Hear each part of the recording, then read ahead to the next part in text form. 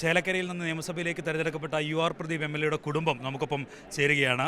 വലിയ സന്തോഷമുണ്ടായിരുന്നു വിജയത്തിലും. കഴിഞ്ഞ തവണയും തിരഞ്ഞെടുക്കപ്പെട്ടതാണ്. എന്തായാലും ഈ സത്യപ്രതിജ്ഞ തുടങ്ങി രണ്ടാമത്തെ ദിവസം എങ്ങനെയാണ് സന്തോഷം പങ്കു? വളരെ സന്തോഷമുണ്ട്. ആദ്യം വട്ടം കയറിയപ്പോഴും നല്ല പ്രവർത്തനമൊക്കെ കാഴ്ചവെക്കാൻ സാധിച്ചിട്ടുണ്ട്.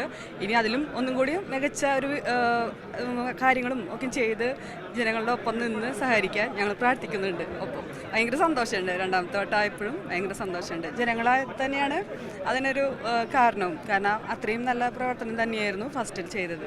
അപ്പോൾ അതിൻ്റെ ഒരു സന്തോഷം വളരെയധികം ഉണ്ട്. ഇങ്ങനെ മോളെ, അച്ഛൻ രണ്ടാമതും MLA ആയി തിരഞ്ഞെടുക്കപ്പെട്ടു. അച്ഛൻ ജനങ്ങൾക്ക് വേണ്ടിയിട്ടുള്ള കുറേ കാര്യങ്ങളൊക്കെ ചെയ്തിട്ടുണ്ട്. അച്ഛൻ്റെ പിറകെ പോകാൻ രാഷ്ട്രീയമൊക്കെ ശ്രദ്ധിക്കാറുണ്ടോ? അങ്ങനെ രാഷ്ട്രീയം +2 ഉണ്ട്. അങ്ങനെ രാഷ്ട്രീയത്തേക്ക് കിടന്നിട്ടില്ല. ആഗ്രഹമുണ്ട്.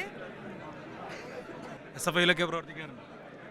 പരിപാടിക്കൊക്കെ പോകാറുണ്ട്. വിളിച്ചു കഴിഞ്ഞാൽ അച്ഛൻ രണ്ടാമതും തിരഞ്ഞെടുക്കപ്പെട്ടതിൽ എങ്ങനെയാണ് സന്തോഷം? വളരെ സന്തോഷം. രണ്ടാമതും MLA ആയതിലും നിയമസഭയിൽ വരാൻ പറ്റിയതിലും നല്ല സന്തോഷമുണ്ട്. മോനെ, എന്ത് പറയുന്നു? അച്ഛൻ്റെ പാതയിൽ രാഷ്ട്രീയത്തിലേക്ക് ഇറങ്ങണോ? ജനങ്ങളെ സേവിക്കാനുള്ള ആഗ്രഹമുണ്ടോ? ആഗ്രഹമുണ്ട്.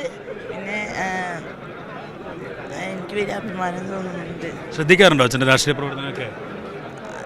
ശ്രദ്ധിക്കാറുണ്ട്. പക്ഷേ പിന്നെ ഞങ്ങളധികം പഠിക്കണേ ശ്രദ്ധിക്കും. കാരണം അധികം പറ്റാറില്ല ശ്രദ്ധിക്കാൻ. അച്ഛൻ സ്ഥിരം വീട്ടിലുണ്ടാവാറുണ്ടോ? സ്ഥിരം വീട്ടിലുണ്ടാവും. രാവിലെ പോയാൽ രാത്രിയൊക്കെ വരാറുള്ളൂ. ഇനിയിപ്പോൾ MLA കൂടിയായി കൂടുതൽ ഉത്തരവാദിത്തങ്ങളൊക്കെ വരികയാണ്. അപ്പം അച്ഛന് കിട്ടില്ല എന്നുള്ളൊരു ദുഃഖമുണ്ടോ? ചെറുതായിട്ടുണ്ട്, ദുഃഖങ്ങളൊക്കെ ഉണ്ട്. പിന്നെ ജനങ്ങൾക്ക് വേണ്ടിയല്ലേ, അതിൻ്റെ ദുഃഖമൊക്കെ മാറ്റി വെച്ചു. എന്തായാലും അത് തന്നെയാണ്. ജനങ്ങൾക്കിടയിൽ പ്രവർത്തിക്കുന്ന ആളാണ് UR പ്രദീപ് കുമാർ. അവർക്ക് കുടുംബത്തിനും അതിൽ സന്തോഷമേ ഉള്ളൂ. മക്കളും അത്തരത്തിൽ അച്ഛൻ്റെ രാഷ്ട്രീയമൊക്കെ വീക്ഷിക്കുകയും ഒപ്പം തന്നെ അച്ഛൻ കൂടുതൽ ജനങ്ങളിലേക്ക് ഇറങ്ങിച്ചെല്ലുന്നതിൽ സന്തോഷിക്കുകയും ചെയ്യുകയാണ്.